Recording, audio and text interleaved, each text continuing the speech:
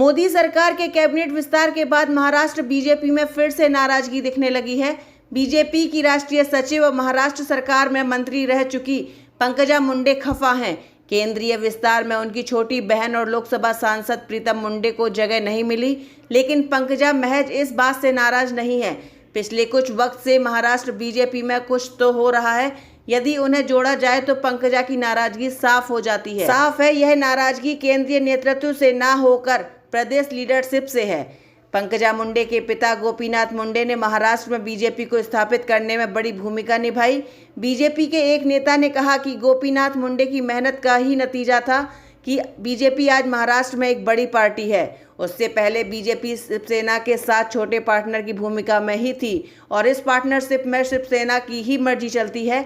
गोपीनाथ मुंडे के निधन के बाद उनकी बेटी प्रीतम मुंडे को लोकसभा का चुनाव लड़ाया गया। वह जीती भी। गोपीनाथ मुंडे की बड़ी बेटी और प्रीतम की बड़ी बहन पंकजा मुंडे महाराष्ट्र सरकार में मंत्री रहीं।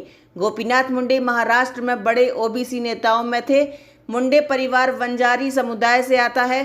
पंकजा मुंडे पहले भी पार्टी से जो उम्मीद कर रही थी वह उन्हें नहीं मिला, लेकिन नाराजगी तब बढ़ गई जब बीजेपी ने बंजारी समुदाय से ही एक और नेता को आगे कर दिया।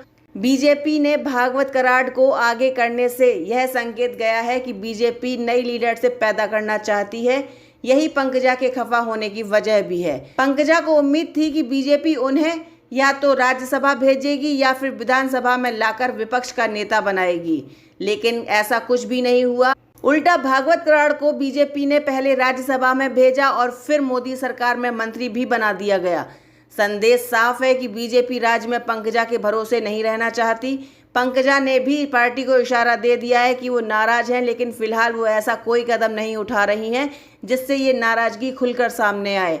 लेकिन पंकजा ने भी साफ कर दिया है कि वक्त आने पर वो अपनी नाराजगी का इजहार करने से चूकेंगी भी नहीं।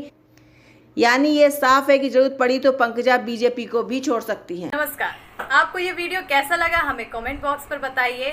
और अगर आप ये वीडियो फेसबुक पर देख रहे हैं तो हमारे फेसबुक पेज को फॉलो करिए, और अगर आप ये वीडियो यूट्यूब पर देख रहे हैं तो हमारे चैनल को सब्सक्राइब करिए।